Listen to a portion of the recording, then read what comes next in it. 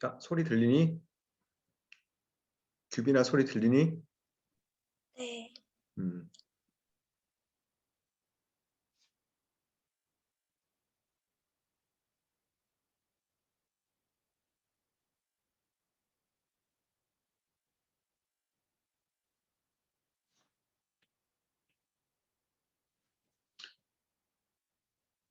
자, 다들 들어오고 화면 켜시기 바랍니다. 예.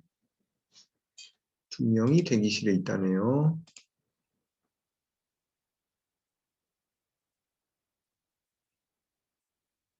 공지사항에 발표 순서 올려놓은 거 봤죠? 예. 빠듯합니다. 예. 그리고 당분간은 이렇게 이 줌으로 할 거예요. 외부 줌으로 할 거예요. 왜냐하면 녹화를 해야 돼서 그 교생 실습관 학생에게 녹화를 제공하고 나머지 학생들은 그냥 들으시고 예. 한 번 더 든다고 뭐 딴 거 한번 공부해야지 뭐 그죠? 예. 교생 실습은 어쩔 수가 없으니까 일단 제공하는 걸로 하고 그래서 녹화 학교 걸로 하면 잘 안 되는 거 내가 뭐 방법을 몰라서 그런 거겠지만 잘 몰라 안 되는 것 같아. 그래서 요거는 일단 녹화가 돼서 녹화되는 걸로 나오죠 지금도 그죠? 유진아 한번 봐봐봐 녹화되는 걸로 나오나? 기록 중 떠 있어요. 있죠. 예.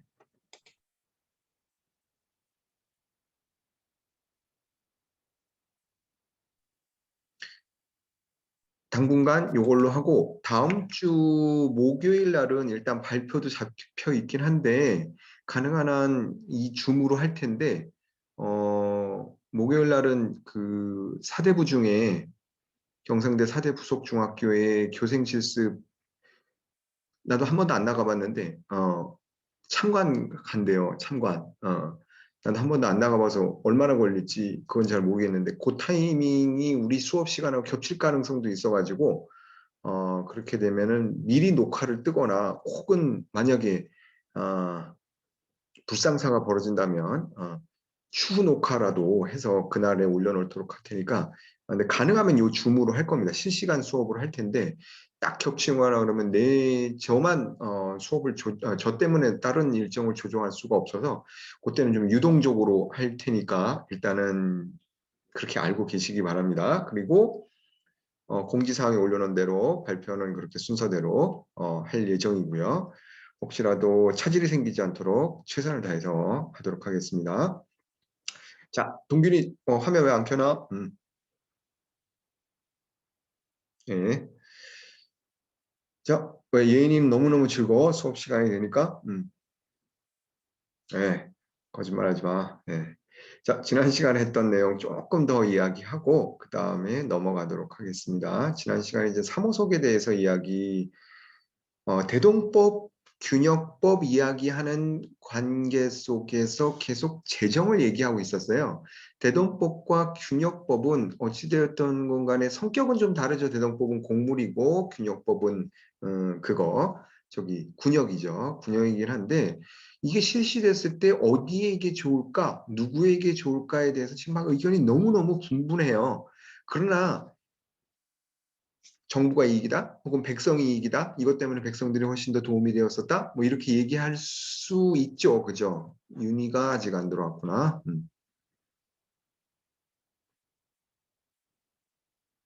요 줌으로 할 때는 가능하면 아니죠, 한 3분 전쯤 들어와 주면 좋겠어. 왜냐면 내가 계속 눌러야 되기 때문에 자동으로 안 들어와져 있잖아. 그지? 그러니까 계속 눌러야 되기 때문에 가능하면 한 3분 전쯤 들어와 주면 내가 한꺼번에 누르는데 도움이 될 것 같아요. 다시 이야기를 하자면 대동법과 균역법이 실시됐어. 굉장히 큰 변화인 건 분명해.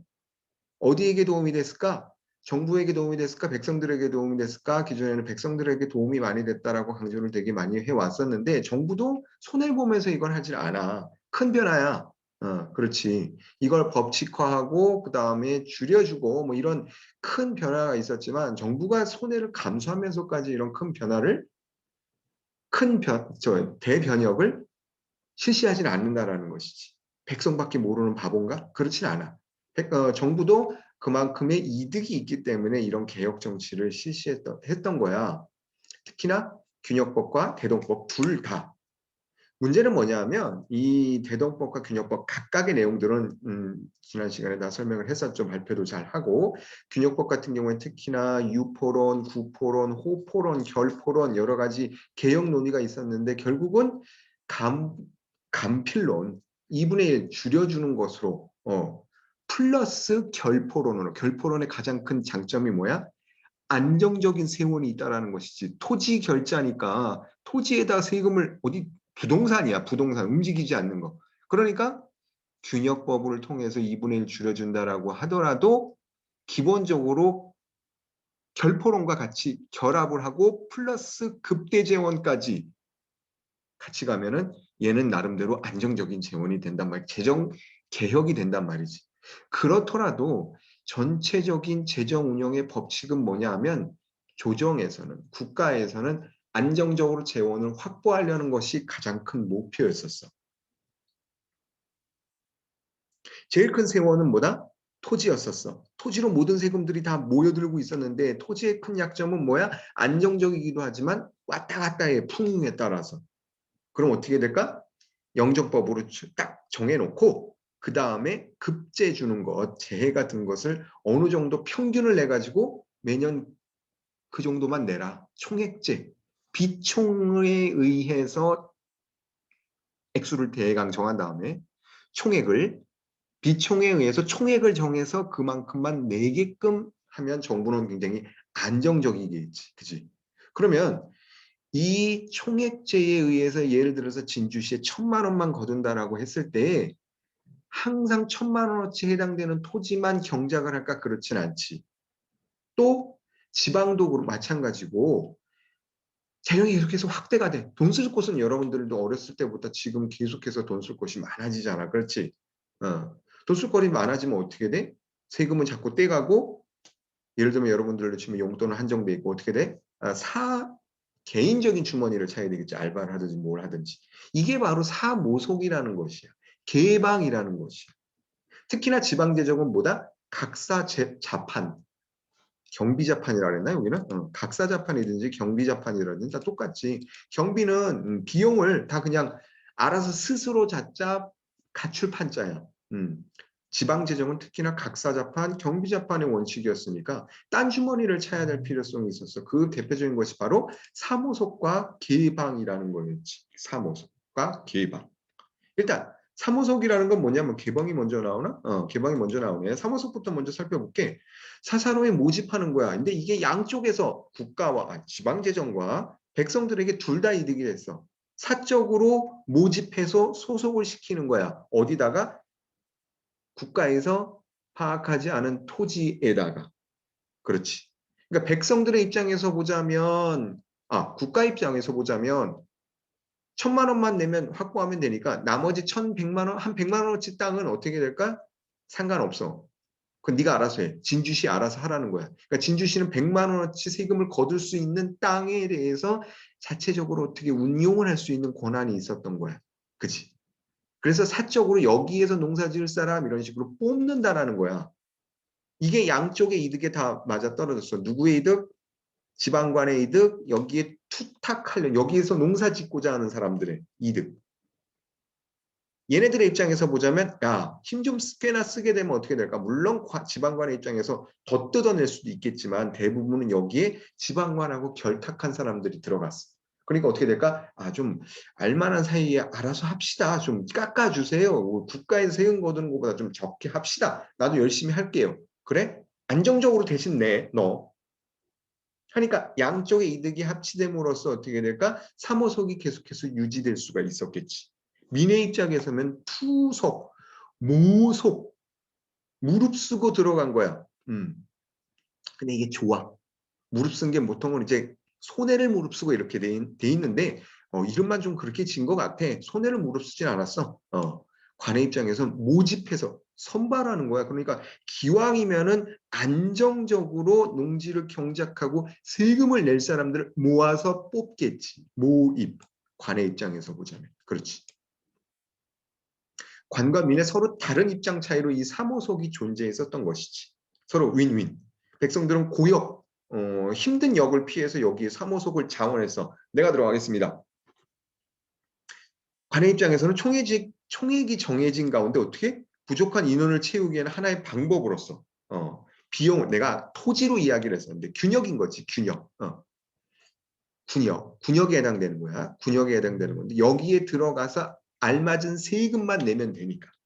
그지? 적당한 세금만 내면 훨씬 더 디스카운트된 세금만 내면 되니까 여기 들어가려고 했었어. 사모속이 많아지면 골치겠지만 어느 정도 되는 건 그냥 눈 감았어. 중앙재정에서. 사모속의 전제 조건은 뭘까? 총액제적인 잠시만 기다리세요. 시리가 대답을 이야기를 했어요. 나눌 수 있어서 너무 그만해. 좋았어요. 시리가 대답을 해버렸네요. 네. 왜 그러나 모르겠어요. 되게 가만히 있다가 학교에서 사준 학교에서 사준 아이패드입니다. 그런데 갑자기 반응을 하네요. 이런 경우도 있네요. 예. 총액제적인 군의 운영이 있어야만 돼. 예. 계속해서 말하는 게 뭐야?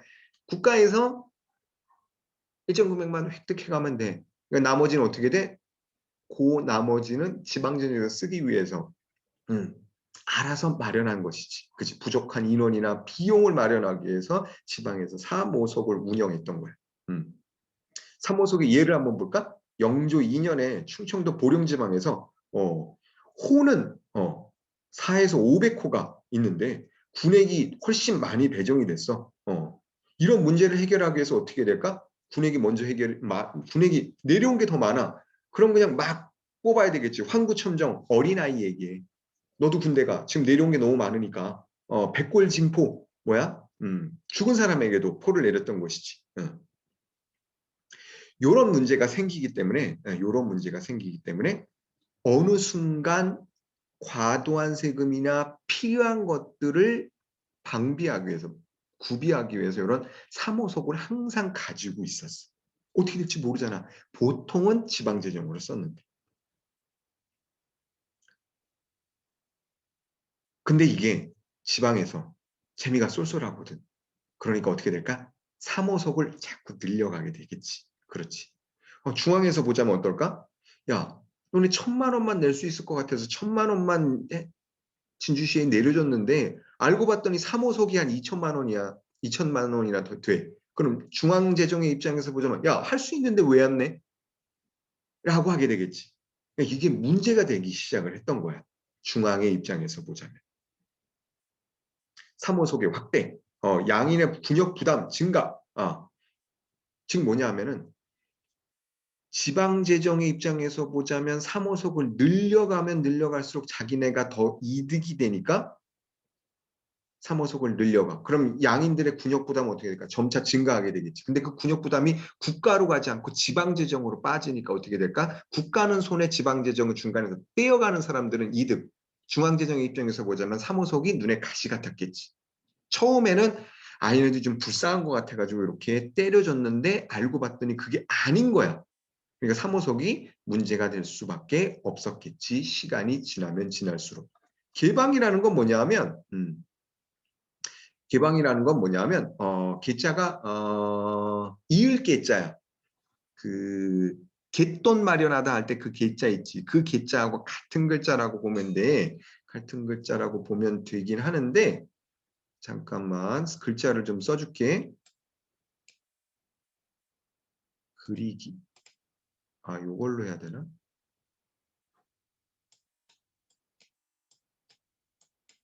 요게 이제 벼화라는 거거든. 벼화. 그냥 개자는 그냥 쓰자.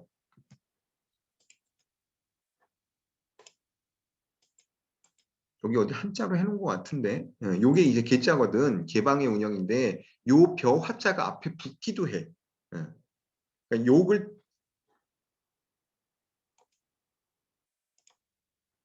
아이고 잠깐만요. 얘랑 얘가 요로 앞에 붙어서 한 글자가 돼. 그것도 이제 같은 개자라고 보면 돼. 그 같은 개자라고 보면 되는데 요 개방의 운영 이것도 마찬가지로 총액제적 운영 방식에서 중앙에서는 일정액만 거두면 되는데 지방에서는 그걸 해결하고 나머지는 갖기 위해서 이런 개방을 만들기 시작을 했어. 지워버리자. 예. 촌락 단위로 설치가 되었던 것이지. 군역을 면제해 주는 대신 반대급부로 일정 금액을 수취했어. 뭐냐 하면은 지방 재원이 어쨌든 축소가 됐잖아. 그렇지? 중앙으로 올라가는 재원이 많아지고 지방에서는 재원을 확보할 길이 투명해지니까 그리고 어느 정도 원칙을 세워가니까 투명해지면서 중앙에서 가져갈 만한 것들은 다 가져가고 일부만 좀 남겨준 거야. 그러니까 지방 재정에서는 좀 마련을 해야 되겠지. 아까 저기 뭐지? 그 사모석도 있었지만 또 하나 뭐냐면 제역촌이라 하죠. 개방이라는 게 있었어. 그 지방에서 비용을 마련하기 위해서 양안으로 국가에서 야 토지가 얼마나 있어? 한 100개 정도 있어? 라고 해서 파악을 했단 말이야. 근데 개간을 하다 보니까 어떻게 될까? 나중에 한 20개 정도가 더 발견이 돼. 이걸 국가 세금 내는데 올려놓을까 말까? 안 올려놔. 그럼 얘네들이 뭘까? 역을 면제해주는 제역촌으로서 국가에서 파악하지 않고 지방에서만 파악한 역을 면제해주는 토지. 그럼 여기에다가 소속된 사람들은 토지에 묶인 세금을 어디다 낼까? 중앙 말고 지방에다가 내겠지. 그렇지. 요 토지를 가지고 있는 사람들이 누구? 부실호. 부실한 게 빈약한 사람들이 아니라 부하고 꽉 찬 사람들, 부실호들이 이 개방을 차지하기 시작을 했어요. 제역촌을 차지하기 시작을 했어. 이것도 마찬가지로 아까 이야기했던 뭐였지? 사모석하고 비슷하게 그건 이제 군대 가는 거 토지를 가진 사람들 같은 경우는 이렇게 제역촌으로서 중앙재정 말고 지방 관할에게 인정을 받음으로써 중앙에는 파악되지 않고 지방에만 낼 수 있는 지방에만 세금을 내는 토지로서 기능했던 것이지. 그러니까 지방에서는 얘네들한테 조금 깎아주면서 대신 너네 안정적으로 내, 흉년 들어도 내, 뭐 이런 식으로 했겠지. 그지? 조금 깎아주니까 어떻게 될까? 여기도 마찬가지로 그 지역에서 좀 사는 애들이 들어가기 시작을 했어. 그래서 여기 들어가려고 좀 깎아주니까 어떻게 될까? 승정원 일기 파란색에 보는 것처럼 부촌의 실호의 경우에는 매년 돈을 모아서 관의 향리에게 주고 돈을 주고 그지? 마을의 군역을 면하기를 도모하니 이름하여 제역촌이라고 합니다. 근래 호족이 소홀해져 호족에 누락된 사람들이 많습니다. 이것은 오로지 각급의 개방이 있기 때문입니다. 이 개방 곧 아전들이 사사로이 만든 제역촌인데 개방이 곧 제역촌이라는 거죠. 근데 여기에 사사로이 만드니까 중앙에선 파악을 당연히 할 수가 없겠지. 그럼 이 돈은 어디로? 중앙 말고 지방으로. 자꾸 커져가니까 중앙에서는 배가 아프겠지. 중앙에서는 얘네들을 없애려고 하고 지방에서는 몰래 갖고 있으려고 하고. 그렇지. 그러다 보니까 문제가 되었던 거야. 중앙에서는 재정 지속적으로 계속 확대되는 게 원칙인 거지. 그냥 법칙이지, 국룰이지. 근데 얘네들이 커져가니까 어떻게 될까? 문제가 됐던 거야. 실제로 100호 이상 되는 규모도 있었던 거야. 100호면 많지. 그지? 아까 예에 나왔었는데 뭐 어디였었지? 아무튼 되게 많은 거야. 많은 양이 들어가 있던 거야. 개방과 사모성, 총액재정 운영 방식에서 지방에서 자의적으로 재정을 확보하기 위해서 만든 편법적인 수단이다. 라고 기억을 해두면 될 것 같습니다. 이 내용들은 굉장히 복잡하기 때문에 복잡하죠. 복잡할 수밖에 없죠. 왜냐하면 빼돌리려니까. 사기치는 사람들의 얘기는 되게 복잡해. 하지만 이 사람들이 봤을 때는 숨기려고 하는 것 아주 간단합니다. 숨기려고 하고 중앙에 안 들키려고 하고 이것만 확실히 가져가면 이해하면 충분히 혹시라도 문제화됐을 때, 뭐 임용고시 나왔을 때, 이런 개방이라든지 제역촌이라든지 요거가 나왔을 때 여러분들이 이해하시면서 풀 수는 있을 것 같아요.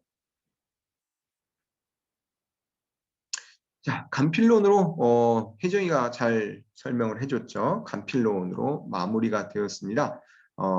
이전에는 여러 가지 개혁 논의가 있었지만 결국 이것은 부담이 가중되는 것에 불과해요. 그렇기 때문에 아예 그럴 바에 2분의 1로 줄여주자.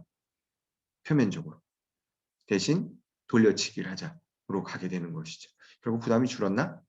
줄었다라고 보기엔 좀 문제가 있습니다. 언발의 오줌 누기에 가깝다라고 보는 게 더 낫죠. 예.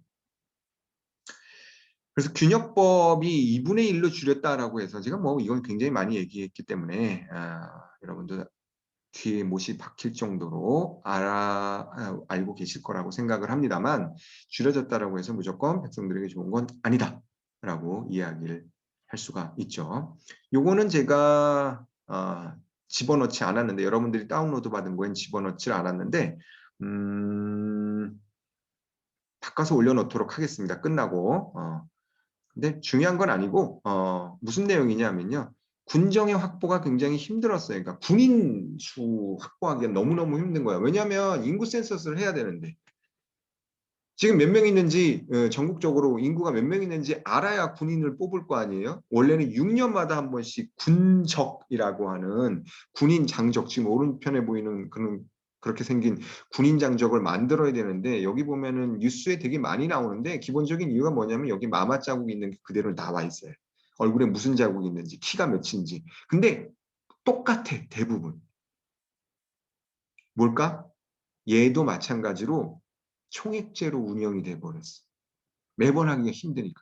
그냥 우리가 우리 고을에는 군대에 갈 만한 사람들이 100명으로 딱 한정을 지어준 거야. 역사교육과에는 10명 이런 식으로, 지리교육과에는 9명 이런 식으로. 총액제적으로 운영이 되었기 때문에 이 군적도 그냥 여기 나오는 걸 그대로 받아들일 수가 없을 정도로 여기에 다 똑같이 나와 있었던 거예요. 왜 그랬을까? 이전에 했던 노력들이 안 되는구나, 실패하는구나라고 결론을 지었기 때문에. 코페법 실시했었지, 오가 작통법 실시했었지, 안 돼. 되는 일이 없어. 우리가 윤휴, 여러분들 세상을 바꾸는 문화사 시간에 봤던 거 기억나죠? 그죠? 윤휴를 이덕일이라는 사람은 굉장히 높이 평가하는데 이 사람은 뭐냐면은 호패법을 실시하면서도 양인들에게는 호패법 대신 집회법을 실시해서 모든 사람이 똑같이 구분이 안 되게 다 파악을 하자. 왜냐하면 윤휴 같은 경우는 북벌론을 주장했으니까. 양반이고 뭐고 양반 상하로 만들어가지고 들고 다닐 때 딱 티가 나면 얘는 빼주고 이런 걸 하지 말고 종이로 다 만들어가지고 누가 군대에 갈 사람인지 양반까지 다 포함을 시키자라고 윤휴, 자꾸 장군이랄라 그러네. 이 사람이 도채찰사를 담당했었다 그랬지, 그지? 채찰사라고도 하고, 그죠? 근데 그건 사실이 아니야. 지폐라고 해서 상하로 가지고 만든 호패라고 해서 군역에서 딱 보고 티가 나니까 제해줬던 건 아니야. 지폐건 상하로 만든 호패건 상관없이 거기에 해당되는 사람 16세에서 60세면은 군대에 차출하려고 했었어. 왜냐하면 북벌을 해야 되니까. 윤유 같은 경우에는 이런 내용을 주장했기 때문에 송시열로부터, 노론으로부터, 당시 지배 세력으로부터 사문단적이라고 지적을 받아 이미 얘기했었죠. 그래서 뒤에다 좀 적어놨는데 반복되는 것 같아서 그냥 말렵니다. 예. 죽여버렸다라고 하는데, 그래서 윤유가 만약에 살아서 조금 더 개혁 정치를 했었다라면 훨씬 더 밝은 미래를 우리가 맞이했을 텐데라고 이덕일 선생은 그렇게 이야기를 하고 있는데 그렇진 않습니다.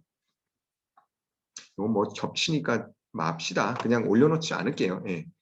이거 뭐 군정확보 연도 같은 건 외울 필요는 없죠. 그죠? 호패법 실시하고 누가 누군지 다 파악하려면 호패를 가지고 다녀야 되겠죠. 위반자에 대해서 차명을 명했습니다만 잘 될까요? 도망 다니면 어떻게 돼? 예. 할 수가 없지. 그렇지. 호패법을 실시해서 2배 이상 증가했다라고 해서 이것이 다 군대로 징발할 수 있는 인원이었는지 이건 또 문제가 다른 문제라는 것이죠. 북벌로 인한 군액이 증가가 되었는데 도망가는 사람도 많고 실제로 징발을 하려고 했을 때 없는 사람들이 많이 있었다라는 얘기지. 예. 요거 하나만 이야기하고 갑시다. 혜정이가 발표를 잘 해줬지만 그 군액 감포론 주장하던 시기에 지속적으로 어마어마한 기근이 1670년에서 71년 사이 경신대기근, 1695년 을병대기근, 1631년 또 대기근이 벌어집니다. 그럼 어떻게 될까? 지금 1750년 그 직전에 균형법 나오기 직전에 또 전염병이 또 어마어마하게 퍼지기 시작을 합니다. 어떻게 될까? 응, 운영이 안 되겠지. 뭔가 깎아주지 않으면 안 되겠구나라고 논의가 흘러갈 수밖에 없겠지. 이런 기근과 이정이라는 것은 뭔가 리노베이션 정도, 개혁 내지는 혁명적 개혁은 아니고 뭔 말인지는 알겠죠. 리노베이션 이 필요로 했습니다. 이 기근이 들었을 때 기근을 극복하기 위해서 여러 가지 정책이 있었는데 진율청에서 호조에서 주전을 합니다. 동전을 만들어요. 왜 그럴까? 동전을 만들면 상인들이 이 동전 살려고 동전이 프리미엄이 붙어 마치 기념주화처럼 그렇기 때문에 동전을 주전하면 상인들이 동전을 살려고 쌀을 가지고 와. 그럼 쌀이랑 요거랑 바꿔가 동전이랑 그럼 이 지역에 쌀이 남겠지. 그래서 흉년이 들었을 때 이 주전을 많이 하는 이유가 해당 지역에서 동전을 만드는 이유가 이 동전 자체가 굉장한 물건이기 때문에 그래. 프리미엄이 붙는 물건.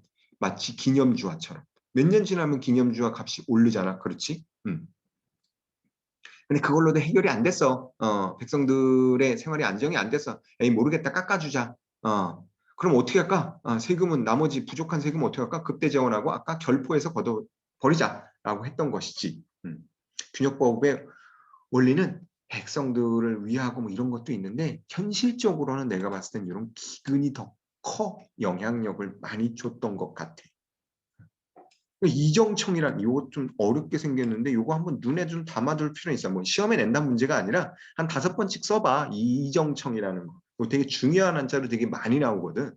그래서 여러분들이 좀 알아줬으면 좋겠어. 뭐 시험에 나오든 안 나오든. 네, 이정청.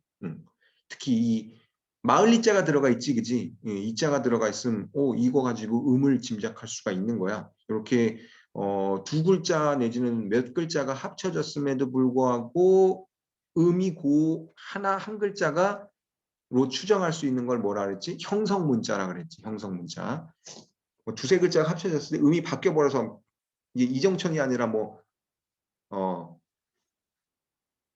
화정청 뭐 이런 식으로 바뀌었으니 이 바자는 형성문자야, 그지? 근데 이게 음이 하나가 마을리자가 들어가 있으니까 얘는 형성문자. 음이 바뀌면 회의문자. 내가 뭔가 틀리게 말한 것 같은데. 자, 그리고 사감과 정액화 조치를 취했어. 이 기근이 있을 때마다 조사에서 좀 깎아줘. 또 기근이야? 조사에서 좀 깎아줘. 그리고 액수를 항상 정했어. 어떻게 정할까? 깎아서 정한 거지. 좀 무리가 없게끔 백성들에게. 백성밖에 모르는 바보인가 임금은? 아니에요. 안 그럼 나라가 무너질 것 같으니까. 이거 마른 오징어 쥐어짜듯이 계속 쥐어짜면 어떻게 돼? 반란을 일으킨다고. 반란을. 그러니까 어쩔 수 없이 개혁을 한 거야. 균형법은. 그렇게 사감과 정액화 조치를 통해서 그럼 군대는 이제 더 이상 양보 못한다. 양보 못한다 해서 사감과 정액 조치를 한 3-4번 정도 해. 근데 양보를 매번 하지. 한 4번, 3번 정도 해. 그래서 이번엔 진짜 마지막이야. 선생님 좀 어떻게 좀 해주세요. 막 등록금 좀 깎아주세요. 만약에 내가 권한이 있어. 150이다. 145. 코로나니까 130. 마지막이야. 난 양보 못해. 라고 해서 나의 의지를 보여준 게 뭘까? 어떻게 해야 될까? 나의 의지를 보여주려면 병주박, 주박아 어떻게 해야 되겠니? 나의 의지를 보여주려면 강하게 나가서 해야 할 것 같습니다. 강하게 강하게 나가야 할 것 어떻게 해? 같습니다.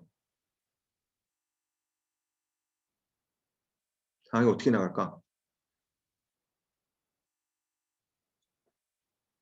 모르겠어? 잘 모르겠습니다. 양역 총수 책을 펴냈어. 인쇄해가지고. 지금 옆에 보이지? 내용을 알 필요 없어. 총수 만들었어. 임술 사정 조사에서 정액화 정치입니다. 정액화 정책. 조사할 사자에다가 정할 정자 쓰는 겁니다. 1742년에 임술 사정 조치 이후 간획됐어. 모속자 아까 얘기했었던 모집해서 소속된, 그러니까 사적으로 들어간 사람들이겠지. 그런 사람도 3만 명을 색출해가지고 마지막으로 줄여주는 대신에 불법적인 사람들까지 포함시켜가지고 야 이거는 진짜 라스트 찬스 해가지고 양역 총수를 만들어. 요걸 뒤에 만든 조금 교정한 게 몇 년 뒤에 양역 실총이라는 책을 만들어. 인쇄했어 인쇄. 교소관에서 인쇄해가지고 전국에 배포했어. 야 이젠 하지마. 농간 금지. 이전엔 선생님 뭐 책으로 만들지 않았는데 뭐 내가 잘 모르겠는데요. 말로만 야 책으로 이제 인쇄해서 전국에 배포하니까 그냥 이것만 믿고 따러. 그리고 딴소리 하기 있기 없기 없어. 근데 조정 과정에서 또 감소를 하네. 색출했다가 다시 감소하네. 이런 것까지 숫자는 기억할 필요 없이 왔다 갔다 했다라는 것만 알아도. 사무소은 양육 총수 발행 이후에도 해결 불가였다라고 해요. 여기서 끝일까? 해결됐을까? 안 돼. 전 근데 군역 정책이 그렇게 만만하면, 그렇게 쉬우면 누구나 다 임금하지. 그지? 조선이 망하지 않았겠지. 흔들리는 건 당연한 거야. 이런 체제 가지고는.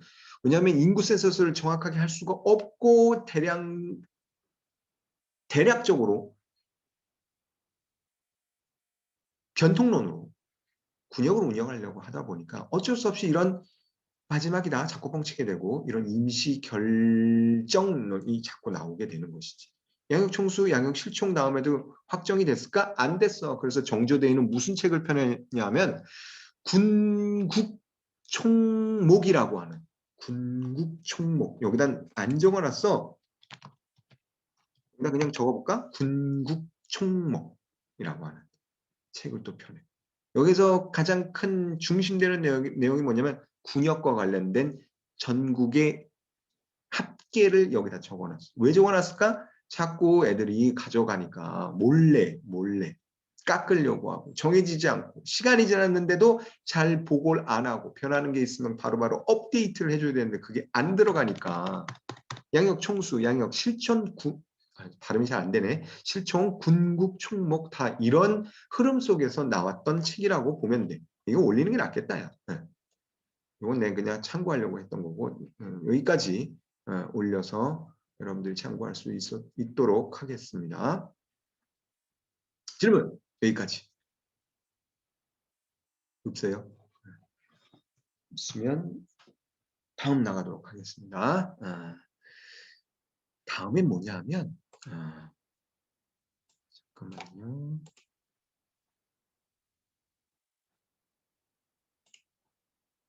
다음 공유를 잠시만 하겠습니다. 예. 다음은 조금 연관되지는 않지만 그렇다고 아예 연관이 안 되는 건 아닙니다. 공유, 궁방에 대해서. 예.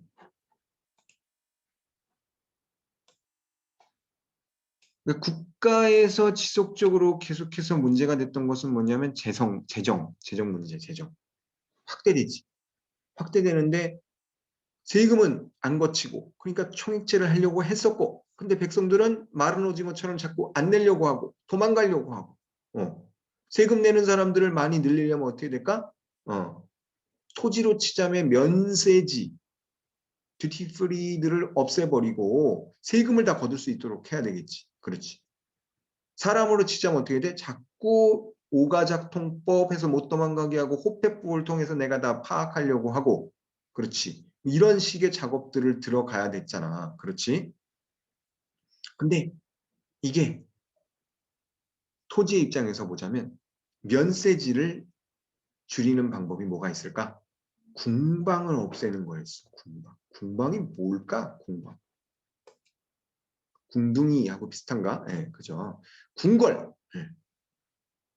궁과 방의 합성어예요. 궁에 있는 방인가? 근데 이제 이 방 자체가 다른 의미를 갖고 있어서 공주방, 양녕대군방, 덕흥대원군방 뭐 이런 식으로 대군, 왕자, 공주, 옹주의 소유를 방이라고 했는데 근데 보통 궁방이라고 그냥 해. 여러분들은 구별할 필요 없어요.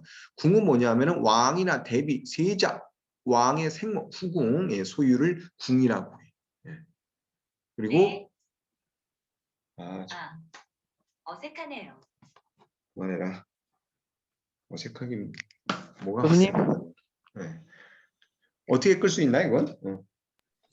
교수님 이거 혹시 공방 파일 좀 혹시 올려줄 수 있을까요? 이게 올리지 않았나? 어디에 그 올리셨는지. 3월 2일부터 3월 22일 열람 시간으로 설정되어 있어서 만료되어서 다운로드가 안 된다. 그래요. 예. 지금 그러면은 잠깐만요. 고맙습니다. 알려줘서. 예. 내가 그래서 어색하다고 했구나. 얘가 딱 잘했네요. 끊어졌네요. 얘가.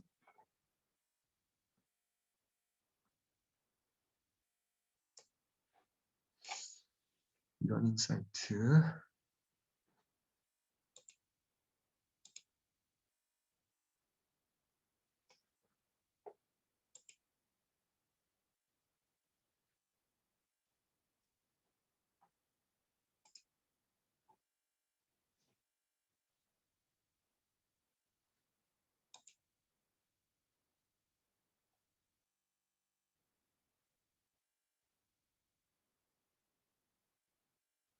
일단 12주차인가? 우리가?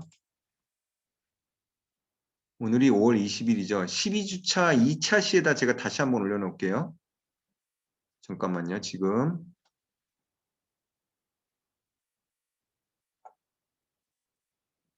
21년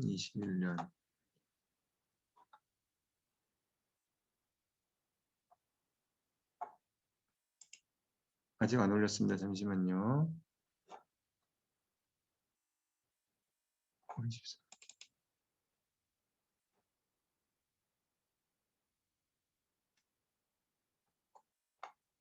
아까 뭔가 잘못했나 보네요.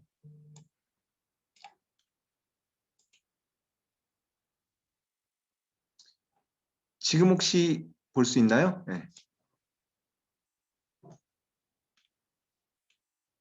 오늘도 무척 덥네요. 네.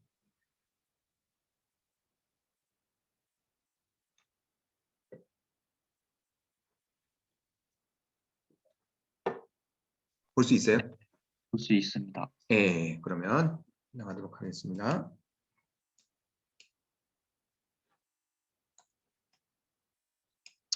궁방이란 궁과 방의 합성어인데 궁과 방이 따로 나타내는 말이 있지만 여러분들은 그것까지는 모르셔도 될 것 같고 그냥 왕실과 관련된 궁을 그냥 궁방이라고 한다. 왕실과 연관 있는 사람들의 소유 내지는 격은 궁이 더 높지만 구분하면 그러나 하나로 그냥 궁방 그렇게 하면 이해하면 될 것 같아요. 얘네들의 역할은 뭘까? 얘네들이 그냥 먹고 살아야 되니까 그렇죠? 물건을 공급하기도 하고 그 다음에 얘네들이 필요한 재원을 확보할 수 있도록 재정 지원도 하고요. 그 다음에 이 궁방에서 제사도 지냅니다. 왜냐하면 왕실 가족들이니까. 보통은 제사를 지내는데 우리는 4대주까지 지내죠. 그죠? 나로부터 이제 위에 4대주까지 지내고 그러면서 이제 없어지는 것이 제사를 4대주 이상 되면 없어져 버리잖아. 만약에 대가 끊겨 버리면 없어져 버리기도 하는데 대가 쭉 이어져 내려가면은 그리고 또 얘네들이 이제 가족이 넓게 퍼져나가게 되면은 제사도 되게 많이 지내는 사람들이 많아지게 되잖아. 그럼 뭘까? 제사 지내는데 예산이 들어가고 그러니까 궁방에서 쓰는 예산이 점차 많아져. 이 궁방을 그냥 내비둘 수는 없는 것이지. 그지? 원래는 얘네들한테 공상이라고 해서 공상이라고 해서 공상궁방. 그러니까 궁방의 역할이 뭐냐면 얘네들이 왕실 가족들이 잘 지낼 수 있도록 돈을 주는 거야. 궁방이라고 하는 어떤 그 실체가 왕실 가족이라는 걸 지칭하는 걸 수도 있지만 얘네들에게 도움을 주는 그 제반 모든 것을 지칭하기도 해. 그렇죠? 그래서 종류가 두 가지가 있어. 굳이 구분을 하자면 얘네들이 살아있을 때 먹고 입고 자고 하는 것들을 공급해주는 공상궁방이 있고 그건 얘네들을 지원해주는 서포트해주는 사람들을 말하는 것이지. 그 다음에 제사궁방이라는 건 뭐냐면 제사 지내는 게 아주 중요했거든. 제사 지내는 데에 필요한 제반 비용을 대주는 궁방을 이야기하기도 해. 먹고 사는데 제사 지내는데 필요한 내역들을 다 공급을 해줘야 돼. 이게 궁방의 역할이야. 근데 이 궁방에 공급해주는 방식은 두 가지로 나누어질 수가 있는데 첫 번째는 국가에서 그냥 정식으로 예산을 타와서 나눠주는 것이지. 그 예산을 타와서 나눠주는 것은 선해청이나 호조에서 담당을 하게 돼. 선해청은 뭐더라? 대동법이 실시되면서부터 재정을 관장하는 기구야. 근데 호조보다 얘네가 예산이 더 많았어. 그래서 조선 후기에 대표적인 재정기구의 하나로 선해청이 등장을 하게 되는 것이지. 그래서 얘네가 입고 필요한 먹고 자고 입고 하는데 필요한 내역들을 호조나 선해청에서 공급을 해주기도 하고 그 다음에 공급을 해주다가 이제 방식이 바뀌어버린 거야. 어떻게 될까? 국가로부터 토지에서 나누는 세금을 국가가 거두어서 얘네가 나눠줬었는데 이건 직전법이지. 직전법. 현직에 있는 관료들에게 국가에서 토지에서 나오는 세금을 얘네한테 나눠주는 거야. 일로 가는 거지. 그지? 근데 토지에서 나오는 세금이 바로 욜로 국가로 가지 않고 욜로 들어가는 경우가 생겨나 직전법이 폐지가 되니까 그렇지. 그래서 얘네한테 궁방에게 혹은 관료들에게 관료는 여기서 빼놓고 이야기합시다. 왕실 자손들에게 직접 세금이 가는 경우도 생겨나기 시작을 해. 그게 바로 궁방이라는 거야. 궁방전이라고 하는 것이지. 토지. 네. 16세기 말에 생긴 거로 추정이 돼. 왜? 직전법이 그때 없어졌으니까. 궁방에 얘네들에게 토지를 나누어줘. 근데 그 토지는 지금 보다시피 세금을 농민들이 경작을 해서 얘네한테 직접 가니까 나라로 들어오는 세금은 없는 거지. 국가 입장에서 보자면 얘는 뭘까? 면세전이야. 면세전. 세금이 면제가 되는 토지가 되는 것이지. 국가 입장에서 보자면 얘가 많아지면 많아질수록 세금이 줄어들겠지. 대략 몇 프로 정도라고 하냐면 내가 뒤에다 적어놨었는데 기억하기로는 25에서 30% 정도였던 것 같아. 30%까지면 되게 많은 거지. 국가에서 전체 예산의 30% 국방비가 요즘 몇 프로인가? 요즘 국방비보다 많이 들어가는 거라고 보면 될 것 같아. 그게 왕실의 예우로서 들어간다? 허덕허덕 하겠지. 그지? 방식은 어떻게 나눠줬을까? 이 토지를 그러면 처음에는 임자 없는 땅이 많았을 때는 어떻게 줬냐면 절수라고 해서 그냥 그 땅 너 가져. 그냥 주인이 없거든. 저기 학교 앞에 있는 베스킨라빈스 그냥 너 가져. 거기 지금 주인 없어.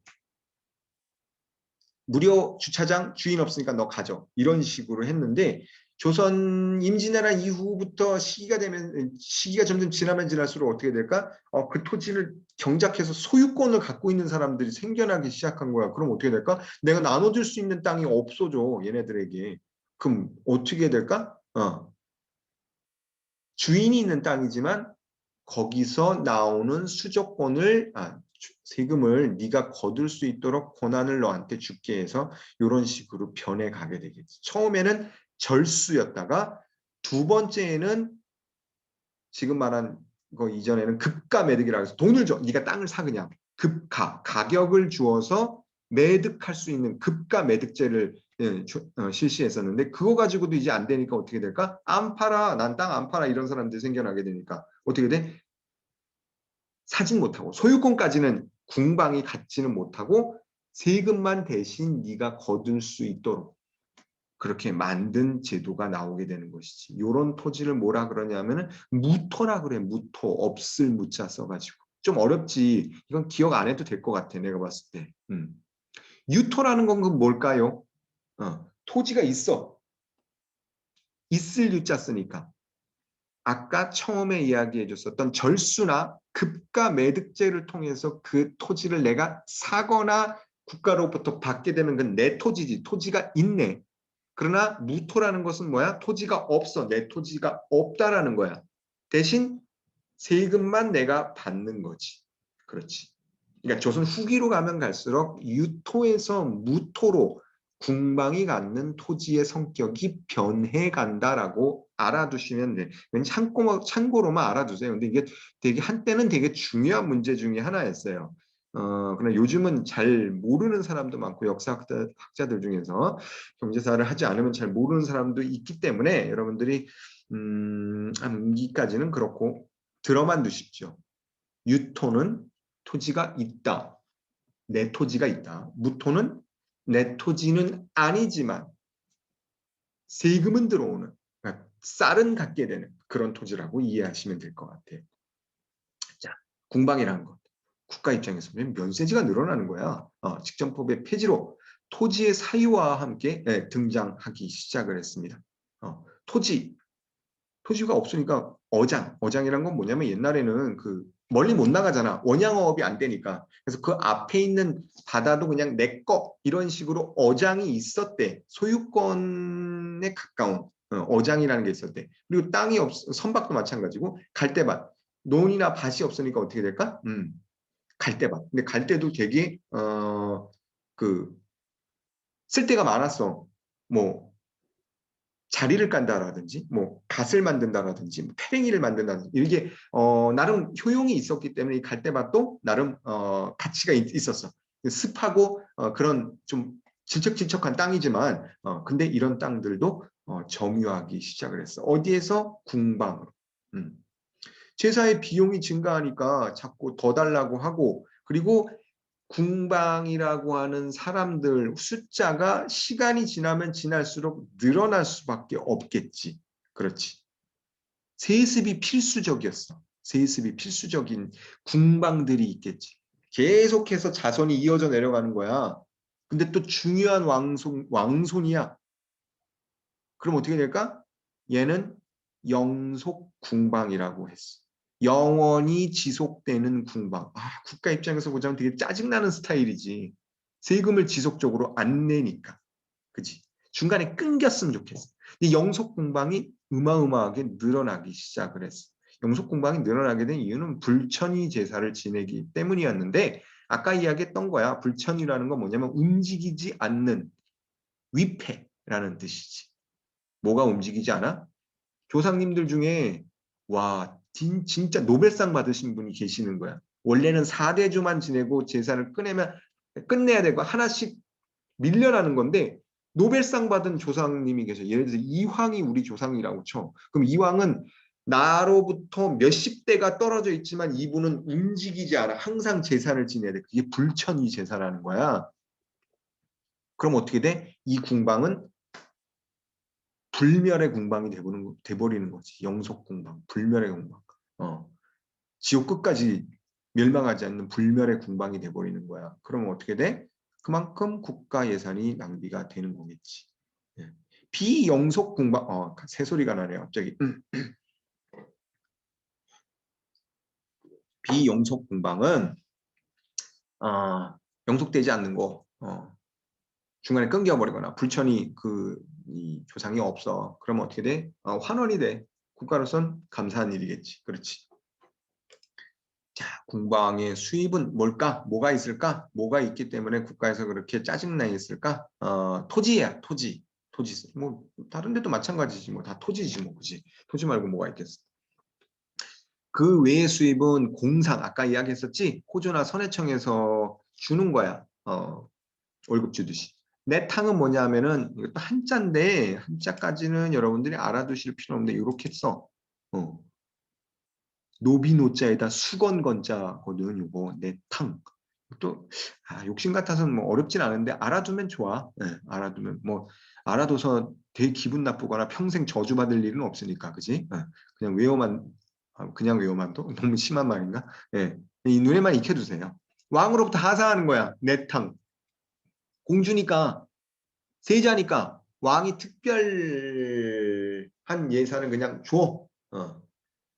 얘네들이 많으면 많을수록 어떻게 될까? 되게 안 좋게 되겠지. 그렇지. 궁방전이라는 거, 얘네들의 주 수입원이었던 궁방전은 그럼 뭘까? 국가에 세금을 내지 않고 궁방에 납부하는 토지야. 얘 국가, 얘 궁방, 나 백성 일루 가야 되는데 일루 간다 얘기했었지, 그지?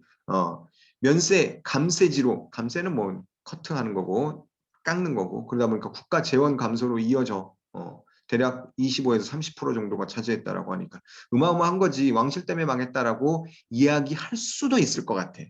혹자는 실제로 그렇게 이야기하는 사람이 있고 없으면 좋지. 없으면 좋아. 근데 전근대 사회에서 그게 없을 수 있나? 내가 봤을 때 없을 수는 없어. 네. 확보 방법은 어떻게 할까? 초반 아까 이야기했던 건데 초반엔 절수야 절수. 절자라는 거 꺾다라는 거야. 꺾다. 꺾어서 그냥 줘버려. 안 꺾고 줄 수도 있는데 그냥 꺾어가지고 준다라는 뜻이야. 그냥 왜 꺾다라는 말 썼는지 잘 모르겠어. 절가, 가격을 꺾다 그런 말도 써 가격을 정하다라는 뜻인데 그냥 절자를 쓰더라고. 왜 그랬는지 모르겠는데 절가에서 가격을 정하다는 뜻이고 절수라는 거 꺾어서 주다. 그냥 공짜로 주는 거야. 그 땅에 주인이 없으니까 조선시대에 아직 거기까지 사람들이 퍼져나가지 못한 거야. 아까 베스킨라빈스 예를 들었지, 그지? 근데 무료로 절수할 수 있는 땅이 없어져 버려. 감소하면 좋겠는데 없어져 버리니까 다 주인이 있는 거야. 그러니까 내가 국가인데 내 아들이 왕자야. 왕자한테 토지를 줄 수 있어야 되는데 주인이 다 있으니까 어떻게 돼? 못 주잖아. 그럼 어떻게 돼? 그 땅은 못 주고 땅은 없지. 그게 이제 무토가 되는 거야. 거기서 나오는 세금을 네가 갖다가 쓸 수 있도록 내 아들에게 권한을 준 거야. 그게 뭐야? 급가 매득 말고 하나 더 가는 거지. 하나 더 가는 건데 그거는 이제 무토 무토 면세지를 주는 것이지. 이제 그 다음에 다시 얘기할게. 공짜로 줄 수 있는 땅이 없어짐으로써 이제 그 다음에는 이제 돈 주고 사라고. 근데 안 파는 애들이 있을 거 아니야. 급가 매득이라는 건 돈 주고 사라고 돈을 주는 거야. 그 다음에 이제 그것도 안 되니까 어떻게 돼? 민결 면세. 민결, 백성들의 토지인데 사유지인데 거기에다 세금을 면제해주고 그 세금을 궁방에게 내는 민결면세. 절수, 급가매득, 민결면세. 이렇게 순서대로 바뀌어 가게 되겠지. 궁방의 운영, 지급 방식. 그렇지? 이렇게 변해가는 특히 민결면세제의 이렇게 급가매득과 민결면세제로 궁방의 확보 방안을 정한 것을 을해년에 있었다고 해서 을해정식이라고 하는데 알아두실 필요는 없고 내가 봤을 때는 절수, 급가매득, 민결면세로 바뀌어 갔다 정도는 알아두시면 좋을 것 같아요.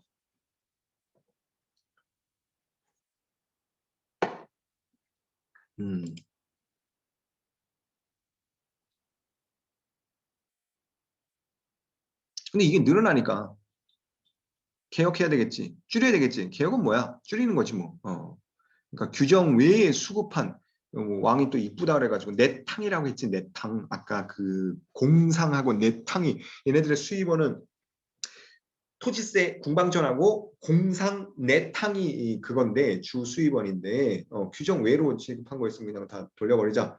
그다음에 면세결의 한도를 규정을 해버렸어. 속대전에 1746년에 영조대에 편찬한 거지. 대전이란 건 뭐야? 그레이트 코드야. 그레이트 코드. 요즘은 진짜 헌법이지. 경국 대전. 속편. 경국 대전의 속편이라는 거야.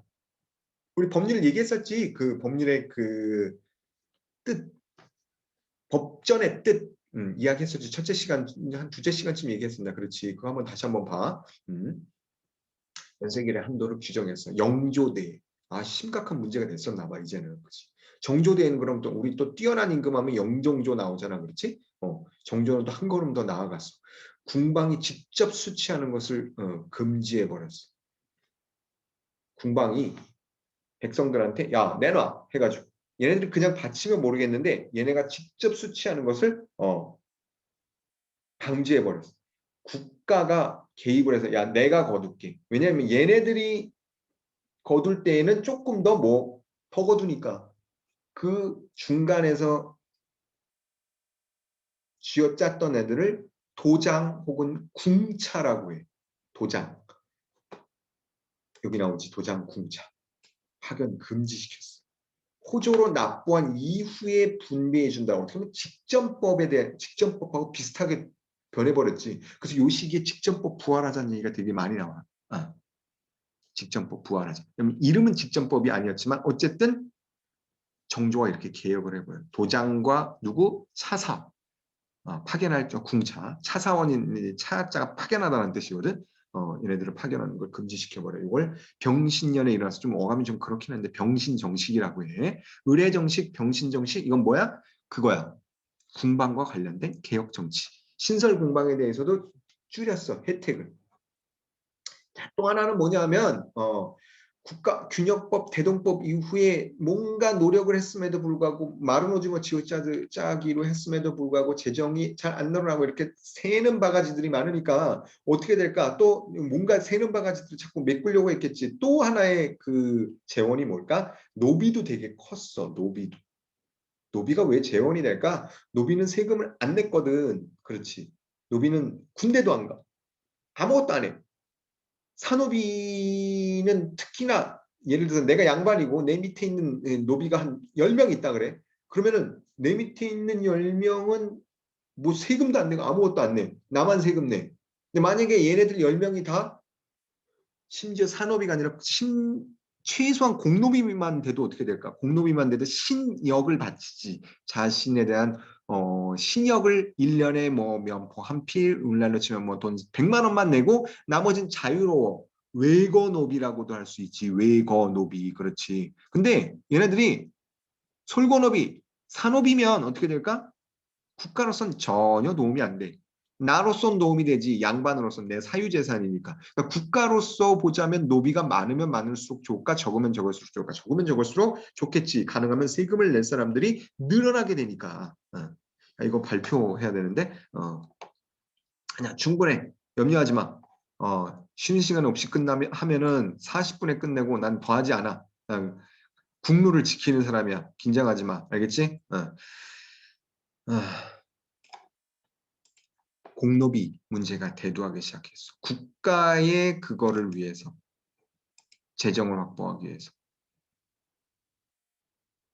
기존에는 종부법으로 성문화를 했어. 경국대전에. 이게 뭐가 국가에 유리하냐면은 양반에게 유리하냐면은 종부법으로 하게 되면 무슨 효과가 있을까?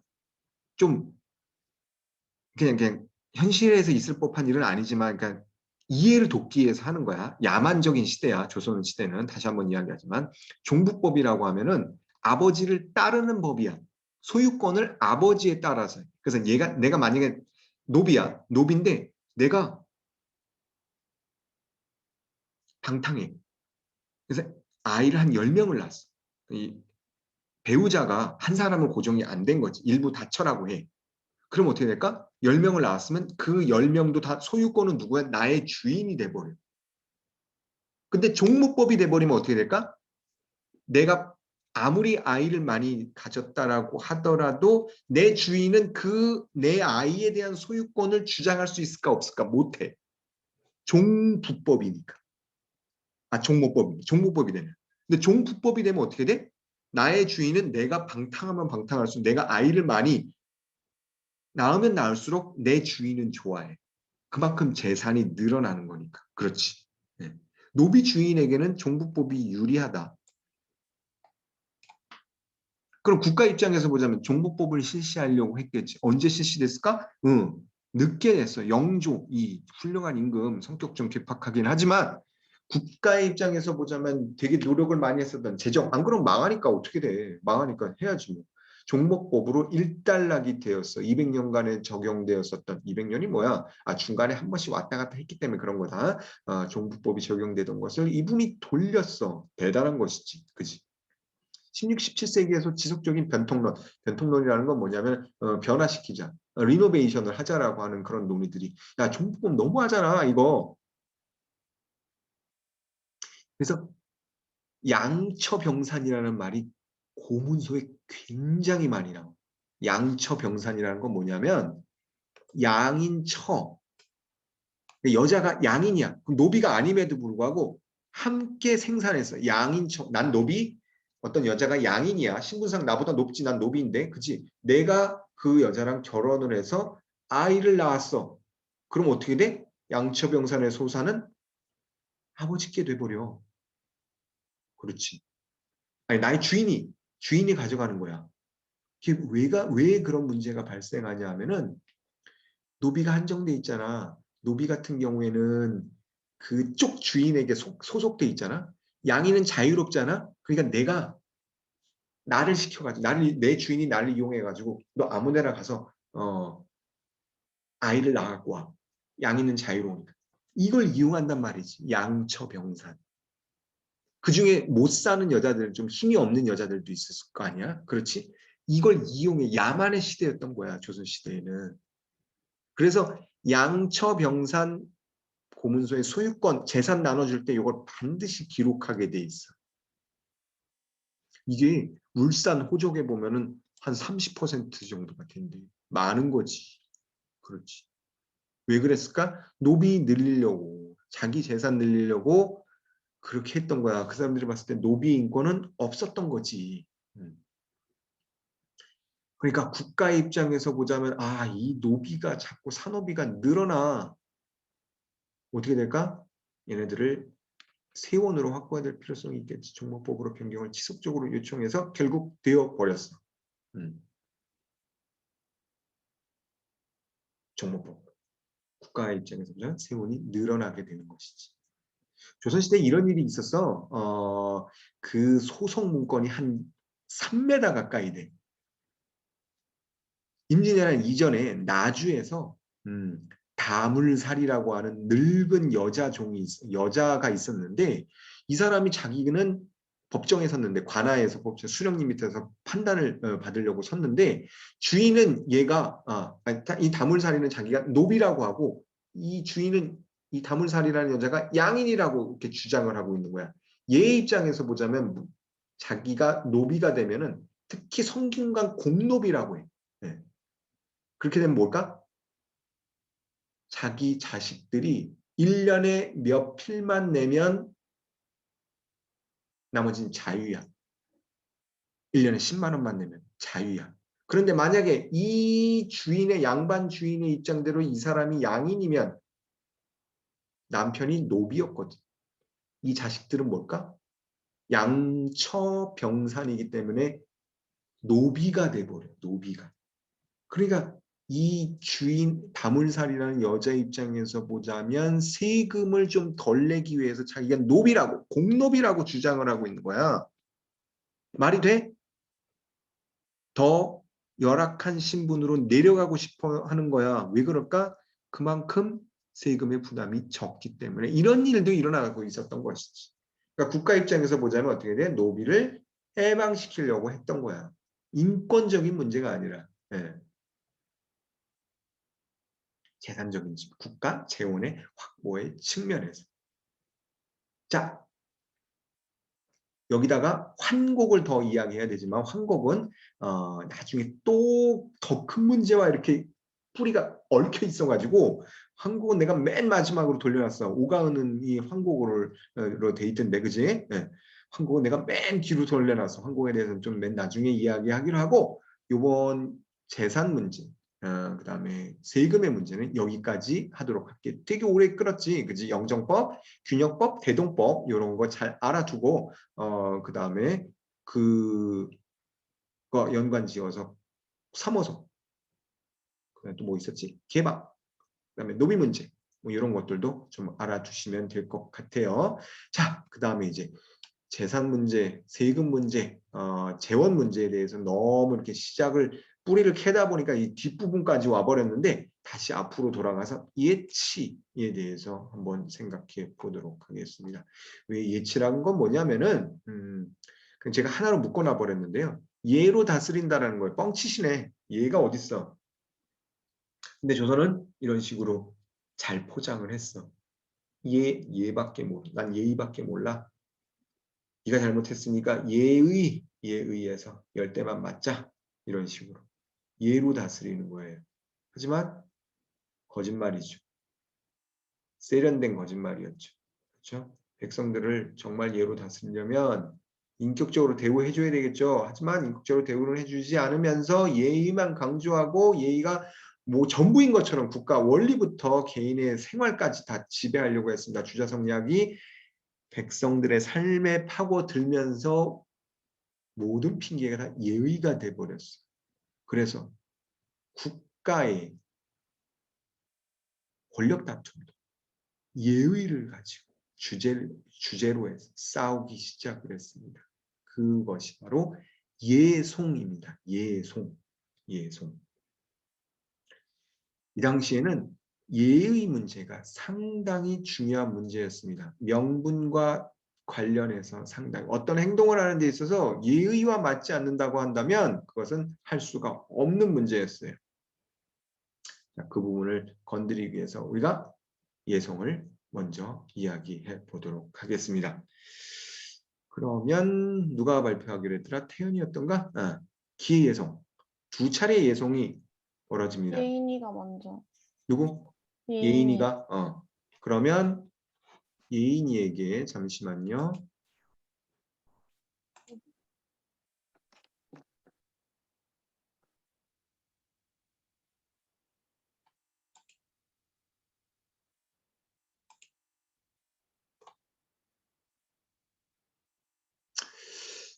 자리를 옮겼더니 잠깐만요. 또 까먹었습니다. 네.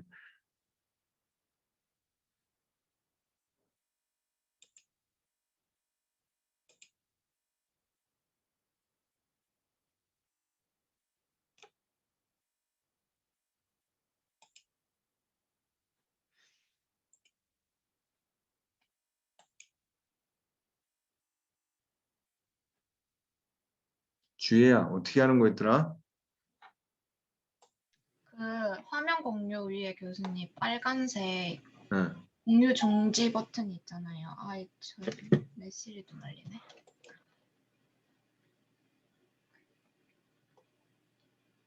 잠깐만. 일단 공유 중지를 하고 네. 그 화면 다음에 공유. 그 화면 공유 오케이. 옆에 됐어. 네. 고마워.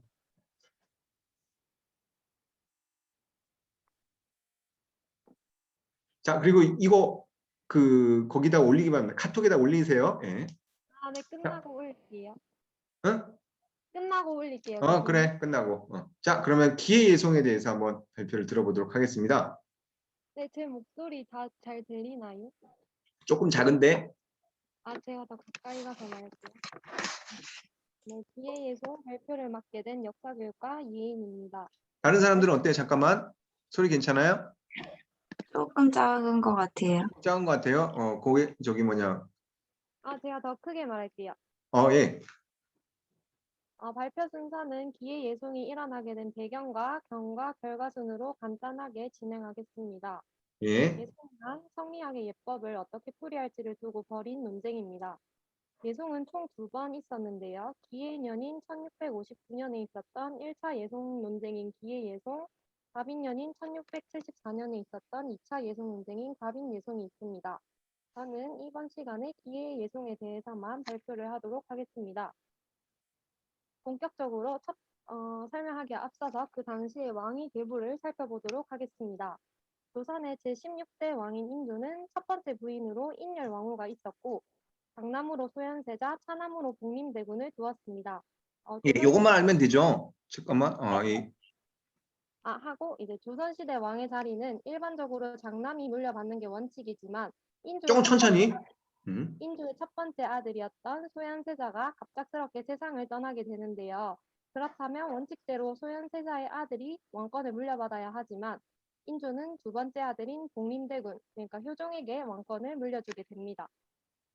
그런데 효종의 계모이자 인조의 두 번째 부인이었던 자이대비는 아주 어린 나이에 인조와 결혼을 했기 때문에 효종보다 나이가 더 어렸고 효종이 어머니인 자이대비보다 먼저 죽게 되었습니다. 문제는 여기서 발생을 하는데요. 그 당시의 조선시대는 유교를 국교로 채택할 만큼 예의를 중요시했기 때문에 부모님의 장례를 아주 중요시하게 생각을 했습니다. 조선의 18세 왕인 현종 때 아버지인 효종이 세상을 떠나면서 이 효종의 장례를 치르는 동안 그의 계모인 자이대비가 상복을 얼마나 입어야 하는지를 두고 벌인 논쟁이 바로 1차 예송 논쟁 기해예송입니다. 예, 다시 한 번만 정리를 해놓고 보자면 간단하게 하자면 효종은 둘째 아들이에요. 그렇죠. 첫째 아들인 소현세자가 왕위에 오르지 못하고 복림대군이었던 효종이 왕위에 오른 거죠. 정통성의 측면에서 보자면 약간 부족해요. 뭔가. 그런데 돌아가셨을 때 어머니, 진짜 엄마는 아니죠. 이제 슬퍼하는 자이대비가 상복을 몇 년 입느냐가 문제였던 것이에요. 그죠? 여기까지 이해는 가시죠? 예. 그 당시 조선은 간운 상제에 대한 예의에 있어서 일반 사대부와 평민은 주작 아래를 따랐고 왕실은 성종 초반까지도 주작 아래를 따르다가 성종 때에 국조 오레이를 제정한 이후로 이 법을 따랐습니다. 그런데 이 국조 오레이에는 이 두 번째 아들이 왕위에 올랐을 때 장례를 어떻게 치러야 하는지에 대한 규정이 쓰여 있지 않았기 때문에 논란의 시발점이 되었습니다. 그 당시에 주작 아래에는 장자가 죽었을 경우에 부모는 3년 동안 예를 갖춰야 하고 하남 이하는 1년간 해야 한다고 되어 있었는데요. 서인은 이에 따라서 효종은 차남이기 때문에 원칙에 의해서 상복을 1년간 입어야 한다고 주장을 했습니다. 서인입니다. 서인의 대표 주자는 누구죠? 송시열. 예, 송시열이죠. 그렇죠. 네. 네. 1년 입어야 한다라고 했어요. 차남이기 때문에 장자가 아니잖아. 뭔가 흠결이 기스가 가 있다라는 거죠. 그죠? 예.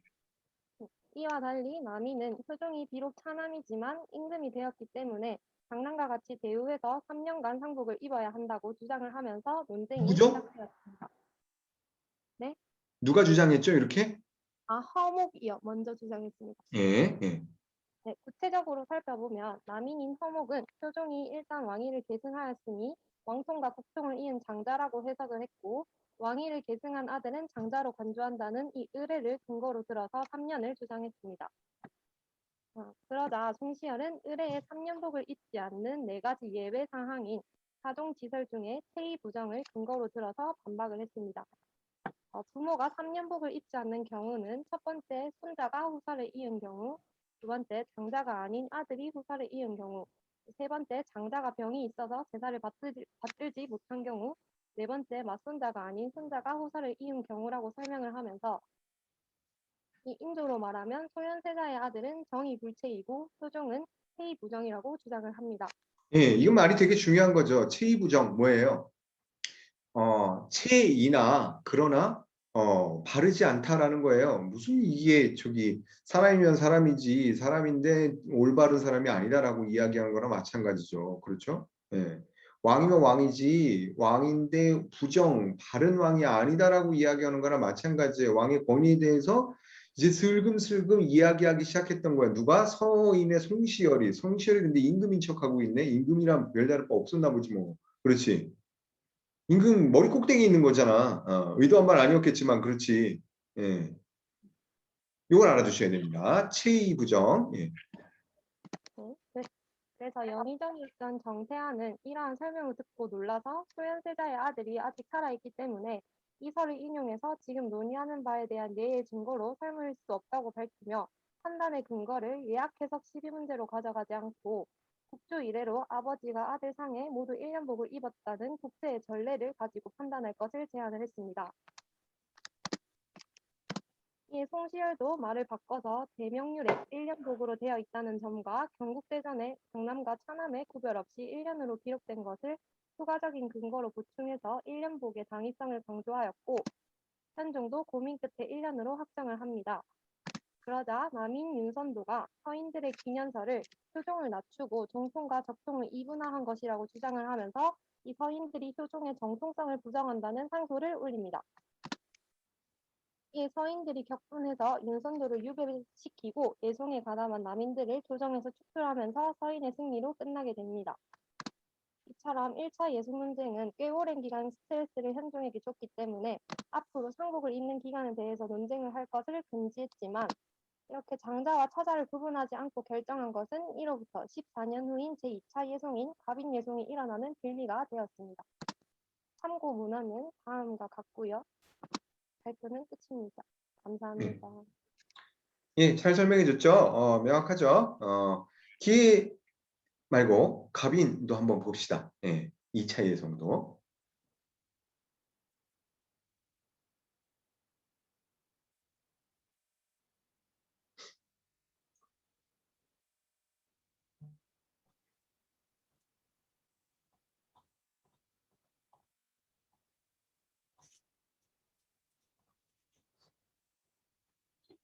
들리시나요? 예, 잘 들립니다. 네. 발표를 시작하겠습니다. 갑인 예송에 대해서 설명하기 전에 먼저 예송이 뭔지에 대해서 살펴보고 갈게요. 예송 논쟁이란 현종 즉위식이 자위 대비의 상례 절차인 상복을 두고 서인과 남인 간에 벌어진 두 차례의 정치적 분쟁을 말하는데요. 1차를 기해 예송, 2차를 갑인 예송이라고 합니다. 1차 기해 예송에 대해서는 예인이가 앞에서 발표를 했죠. 오늘 제가 발표할 부분은 2차 갑인 예송입니다. 갑인 예송은 간단하게 말하면 자위 대비가 시어머니로서 상복을 몇 년 입어야 하는가에 대한 논쟁인데요. 네, 현종 여기서 잠깐만 여기 2차 예성은 뭐예요? 아까 그 까만 옷 입은 분 있잖아요. 자위 대비 그렇죠? 효종 부인이 또 죽은 거야. 그렇지? 누가 죽었지? 효종 부인 맞죠? 예. 네, 효종의 인선왕. 왕비 인선왕후가 국상이 일어난 거예요. 그러니까 시어머니가 또 오래 살았어. 비보다 딸 저기 뭐냐 며느리보다 법적인 며느리죠. 그죠? 시스터인러죠. 아무튼 법적인 며느리보다 더 오래 살았는데 상복을 입은 몇 년 입냐가 또 문제가 된 거지. 예. 사건은 거기입니다. 요거는 네. 그래서 현종 15년인 1674년 2월 효종의 왕비인 인선왕후의 국상이 일어나자 시어머니인 자위대비가 입을 상복을 두고 일어난 예송 사건입니다. 이 문제의 핵심은 차자로서 왕위를 계승한 효종의 종법상 위치가 특수하다는 점에 있는데요. 장자였던 소현세자 사후 왕위 계승이 소현세자의 장자로 승계됐어야 했지만 소현세자의 동생이자 인조의 차자인 복림대군, 즉 효종이 즉위하게 되면서 왕통 계보가 차자로 넘어가게 됩니다. 예, 아까 한 거랑 똑같은 얘기죠. 한 번 네. 더 기억해 두시기 바랍니다. 예. 국지인 경국대전에 보면 장자부, 즉 맏며느리에 대해서는 1년 동안 상복을 입는 기념복, 기념복 중자, 1년입니다. 예. 네. 중자부, 즉 맏아들을 제외한 여러 아들의 며느리에 대해서는 9개월 동안 상복을 입는 대공복으로 정하고 있습니다. 따라서 효종을 인종의 장자로 보냐 차자로 보냐가 자위 대비 복제 문제와 관련해서 핵심이 되었고 1차 기해예송 당시 남인의 3년설과 서인의 기년설 또한 효종을 인조의 장자와 차자로 각기 다르게 보는 인식에서 비롯된 것이라고 할 수 있습니다. 이 자위 대비의 복제 문제도 이러한 인식에서 이어진다고 할 수 있는데요. 효종을 정통으로 보고 효종 적장자설을 주장하던 남인 세력은 제왕의 가래에 대한 특수성을 강조하면서 1년 동안 상복을 입는 기년설을 주장했고 반면 효종을 인조의 차자로 보고 효종 중서자설을 지지하던 서인 세력은 예의 보편적인 원리를 강조하며 왕실과 사대부의 예가 기본적으로 다르지 않다고 주장하면서 상복을 9개월 동안 입는 대공설을 주장합니다. 맞먹자는 거지. 지금 보면요. 그렇죠. 왕실과 사대부 마찬가지로 좀 비교하자면 그렇지만 내가 왕이에요. 그러면 교수와 학생의 이 얘가 똑같다라는 거야. 나는 이제 교수는 좀 대우해 되지 않냐. 직원 식당 보면 지금 그런 그 항상 그 표지가 있던데 학생들은 출입을 삼가 주십시오. 그지. 나 학생 때도 항상 그게 마음에 들지 않았어. 야, 학생 입은 주둥이고 교수 입은 입이냐? 아니 식당 없으면 붐비면 학생도 가서 먹어야지. 왜 자꾸 학생은 뭐 1시 이후에 오라는 우리 식식에도 그렇게 써 있더라고. 학생을 1시 이후에 출입해 주세요. 연구에 밥 못 먹어서 연구 못 할 거면 그냥 밥 굶고 연구해 막 속으로 그 생각했지 옛날에는.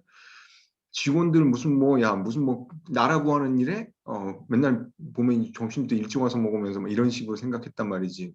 교수 입은 입이 우린 주둥이야 이런 식으로 생각했는데 지금 이 서인 세력이 뭐냐면 교수 주둥이와 학생 주둥이는 다 주둥이다라고 이야기하는 거나 마찬가지야. 왕실과 사대부의 예가 기본적으로 다르지 않다. 배고픈 건 똑같소. 사람이 붐비면 교수도 1시 이후에 오시오. 직원들고 교수 포함 1시 이후에 오시고 학생은 학교의 주인이 오니 아무튼 둘이 다르지 않으니 특별 대화하지 말고 배고플 때 알아서 먹읍시다 라고 학생의 측에서 주장하는 거랑 마찬가지야. 맞먹자는 거지 서인. 근데 우린 서인 뭘로 알고 있어? 명분론에 휩싸인 나라를 망친 뒤에 얘기하겠지만 송시열 환장암 만들어가지고 환장암이 뭔지 기억 못할 것 같아서 한 번 더 갖고 왔거든. 환장한 암자를 지어가지고 거기다 명나라에 대한 명나라 황제에 대한 제사를 지내고 있었어.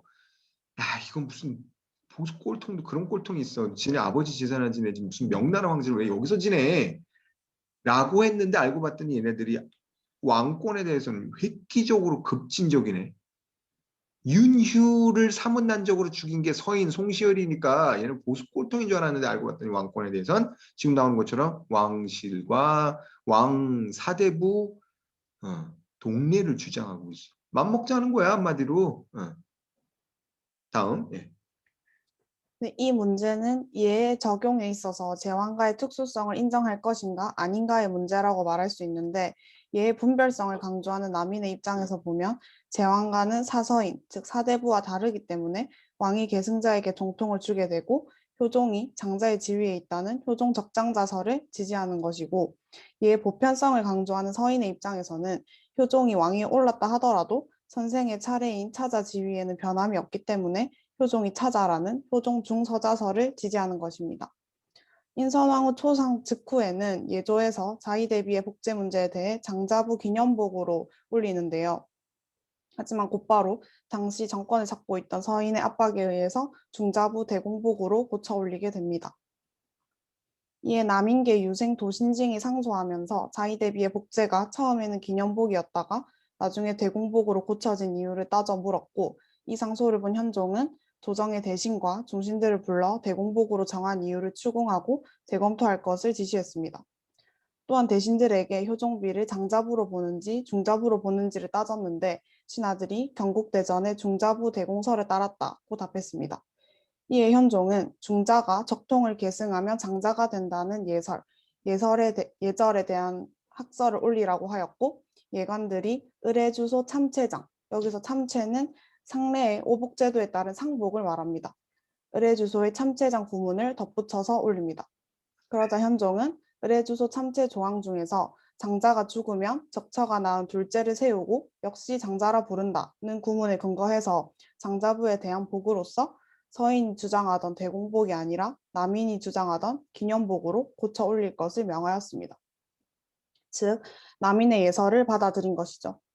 현종은 효종을 중자, 효종비를 중자부로 보는 서인 예설을 뒤엎고 효종과 효종비를 장자와 장자부로 바라보는 남인의 예설에 손을 들어줌으로써 자신의 뜻을 분명하게 표현하였습니다. 현종은 서인 측의 대공복제론의 책임을 물어서 서인 영의정 김수흥을 유배하고 남인 허적을 영의정에 임명했고 이러한 상징적인 인사 이후에 전국은 서서히 남인 우세의 구도로 흘러가게 됩니다.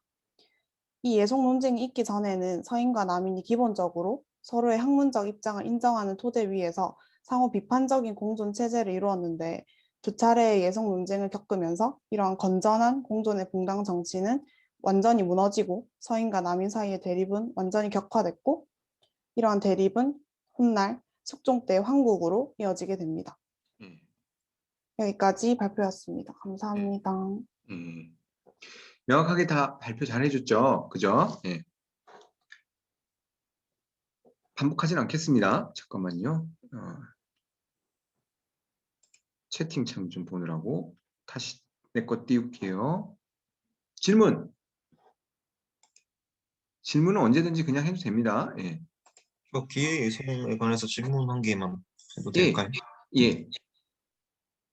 기회 예송 마무리가 그 현종이 서인 편을 들어주게 되면서 1년 상복으로 결정이 된다고 했는데 근데 그 마지막에 말씀을 하실 때 그 현종이 그러니까 차자설이 채택되면서 정통성이 어떻게 보면 부정당한 건데 그걸 현종이 납득을 하고 서인의 차자설을 들어준 게 좀 의문이라서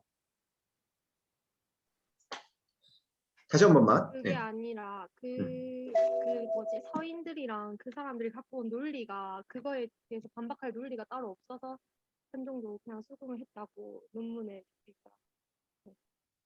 그 논리에 반박할 만큼 그 또 다른 학문적인 논리가 없었다고 저는 알고 있습니다. 그러니까 자기 정통성이 그렇게 뭐 확립되지 않는다 해도 반박할 논리가 없어가지고 그렇게 된 건가요?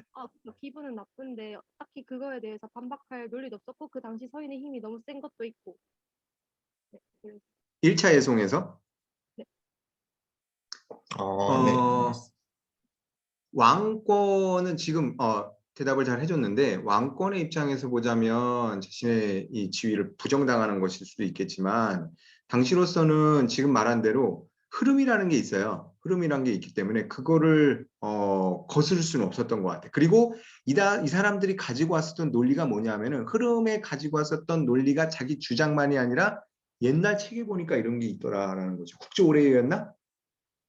예, 그렇죠. 예. 논리를 자신의 목소리뿐만이 아니라 근거를 가지고, 그러니까 학문적인 첫 번째, 특히나 첫 번째 같은 경우에는 학문적인 싸움에 가까워요. 그러니까 여기에서 진다라는 것은 자기의 학문적인 역량이 딸리는 것일 수도 있지만 어쩔 수가 없는 것이기도 해. 이 사람들의 입장에서 보자면. 그래서 왕권을 부정, 이런 문제를 제기했다라는 것 자체가 굉장히 큰 문제였고, 그렇다고 해서 왕권을 수호하기 위해서 뭐 다음 끝까지 방어해야 되고 무리하고 이런 문제는 아니었던 것 같아. 흐름이라는 것을 거스를 수는 없었던 것 같아요.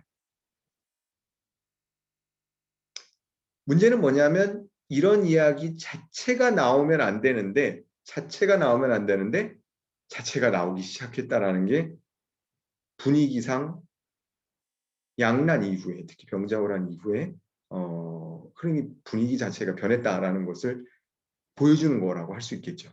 예. 또 예, 좋은 질문이었고, 예, 잘 대답했습니다. 예인이가. 다시 한번 이야기를 하지만 이 당시에 왕권이라는 것을 언급할 때 잘못 얘기하면 반역죄가 되잖아. 그지? 그렇긴 한데 이 사람들이 계속 이야기하는 근거는 뭐냐면 옛날 책에 보자면 주자가 국제오래에 이런 식으로 나온단 말이지. 그러니까 이걸 반박할 수 있는 근거가 없는 거야. 표면적으로는 대놓고 한 대 때리고 싶은데 성인이 말하기를 만유인력의 법칙에 이르기를 주먹이 내려오면 한 대 쳐야 됩니다. 뭐 이런 식으로 얘기하니까 할 말이 없는 거지. 한 대 반박하고 싶은데도. 그렇지? 근데 문제는 이러한 흐름 자체가 당시 전국에 만연하고 있었고 그 근거로 예의를 들고 있었고 그 예의라는 것이 국정 전반에 있어서 주요한 원리였었기 때문에 우리가 이 예의라는 것을 단순하게 아주 뭐라 그래야 되나 허례허식에 찌든 지배층들의 낡은 통치 방식이라기보다는 정말 당시로서는 최첨단의 논리를 가지고 지배층의 권리에 대해서 공격을 하기 시작한 그런 시대적 분위기가 나타났다라고 이해를 해야 되겠지. 특히 서인들 같은 경우에는 예의의 명분론에 휩싸여서 병자호란도 일으키고 그 이전에 물론 인조반정도 일으키고 그랬기 때문에 얘네들이 허례허식에 더 집중할 수밖에 없었고 오늘날의 우리나라가 일제강점을 당할 수밖에 없었던 이유가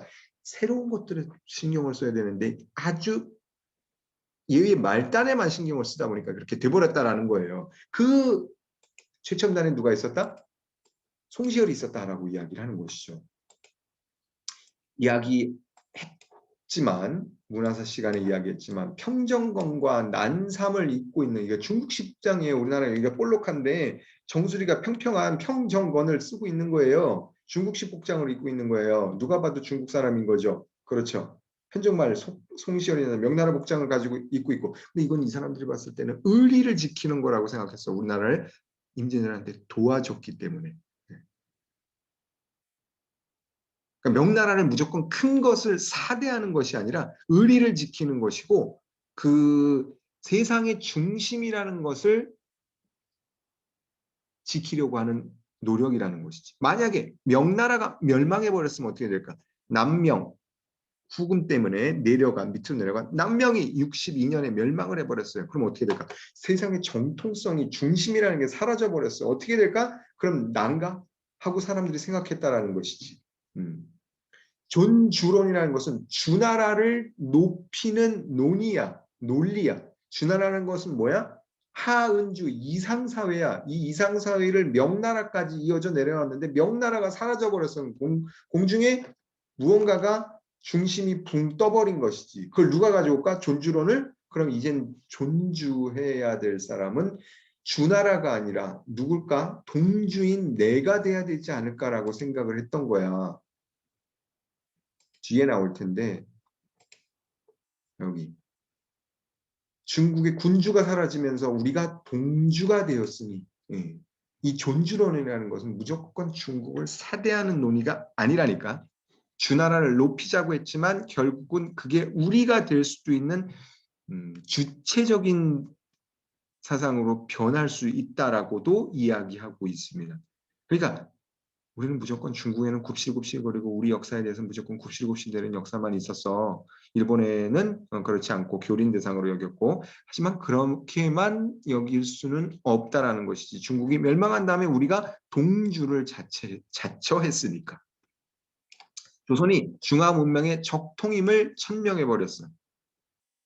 그것이 바로 진경문화로 이어진다 그랬죠. 진경문화, 진짜 경치. 진경문화. 진경문화라는 건 뭐라 그랬어요? 이전에는 그림을 중국식 화풍을 그렸었는데 이제는 어떻게 그리기 시작을 했어? 우리나라의 금강산을 그리기 시작했어. 왜? 우리 것이니까. 우리 것이 그거니까. 세상의 최고니까.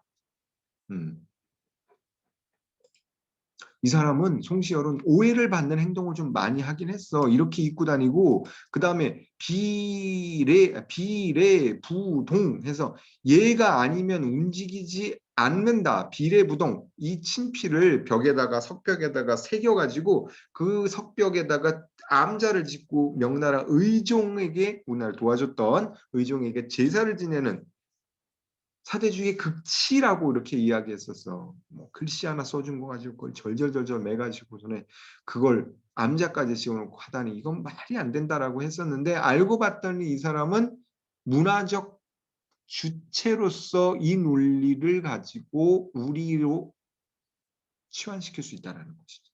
우리가 문화의 중심이 될 수 있다라는 거예요. 조선의 정통성을 이 사람은 생각할 수가 있었던 것이지. 정통이 없는 시대에 중국을 정통으로 여길 수 있었지만 송시열은 공자를 우상으로 여겼지만 명나라가 사라져버린 이후에는 어떻게 될까? 조선으로 넘어올 수 있다라는 것이지. 그렇지. 명을 위한 복수, 명을 위한 복수를 위해서 송시열 이외의 학자들은 명을 위해 복수하기 위해서 우리가 계속해서 힘을 모아야 된다. 북벌론을 이야기했었습니다. 근데 송시열 같은 경우에는 춘추대의 플러스 명을 위한 복수가 같이 들어가 있어. 북벌론을 주장하고 있었습니다만 춘추대의라는 건 뭐냐면 춘추라는 것은 공자의 역사서입니다. 세상을 판단하는 기준이 이 역사서에 들어가 있어요. 춘추대의라는 것은 어떤 기준이 춘추에 써 있는 명분을 가지고 세상을 판단한다는 거야. 그런데 그 춘추대의 명분에 의해서는 나중에 우리가 세상의 중심이 될 수 있다라고 이야기하는 것이지. 다른 사람들은 명을 위한 복수만 어떻게 보면 좀 비주체적으로 이야기할 수도 있을 법한 사람들이 있었어. 하지만 송시열은 거기다가 춘추대의가 들어가 있기 때문에 알고 보면 나름 주체적인 사람들이다. 주체적인 논리로 발전할 수 있었다라고 이야기할 수가 있는 것이지. 제사 지내는 것도 그러면 명나라가 사라져 버린 다음에 제사는 어떻게 될까? 중국이 사라져 버렸으니까 세상의 중심은 우리가 차지했으니까 플러스 우리를 집어넣어야 되지 않을까? 이정 아까 이야기했었지. 이정 뭔가 고치는 거야. 바른 것으로 고친다라는 뜻이야. 우리를 집어넣어야 된다라고 생각을 했어. 누가? 송시열이. 제사 지내는 건 이 사람들에게 단순한 제사가 아니라 그 사람의 정체성을 보여주는 것이라고 해. 우리가 적통이니까 우리 유현 뛰어난 최치원이니 뭐 김종직이니 김경필이니 정몽준이 이런 사람들을 집어넣으려고 이분이 노력을 했다라는 거야. 되게 주체적이지 라고 생각할 수도 있는데 나는 조금 이해가 안 되긴 하는데 어쨌든 중국 따라쟁이만은 아니었다라는 것은 분명한 거지. 이 논리에 따르자면. 그렇지.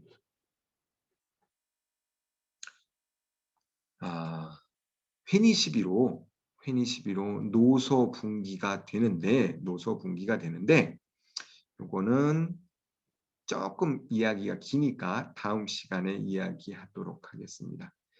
노소 분기가 되는 과정에서도 또 신랄하게 싸운다라는 거지. 한마디로 이야기해서 싸운다라는 건데 알고 봤더니 그건 나름 원칙을 가지고 있었고, 그리고 우리가 알고 있었던 송시열의 반대편 윤선거, 이 사람도 윤휴도 나름 어떻게 보자면 나름 주체적인, 그동안 이덕일이라는 사람은 내가 이야기했었지만 그때 15분 세바시에서 봤었지만 무조건 주체적이고 주자학을 반대해서 반주자학적이라고 그렇게만 칭송받고 있는데 꼭 그렇게만은 볼 수 없다라는 것을 이 회의 시비를 통해서 이야기해 볼 수 있다라는 거야. 여기까지만 하고 다음으로 넘어가도록 할 텐데, 여기까지 하고 끝내고 다음 시간에는 호론과 낙론에 대해서, 지금 공지사항에다 내가 엑셀 파일을 올려놨어요. 호론과 낙론에 대해서 규빈이하고 동균이가 발표 준비를 해오면 좋겠습니다. 알겠죠? 예. 알겠죠? 동균이? 예. 네. 들었죠? 예. 규빈이도 들었죠? 예. 예. 알겠습니다. 수고하셨습니다. 질문 있으시면 질문하고요. 예. 없으시면 나가셔도 좋습니다. 수고했습니다. 예.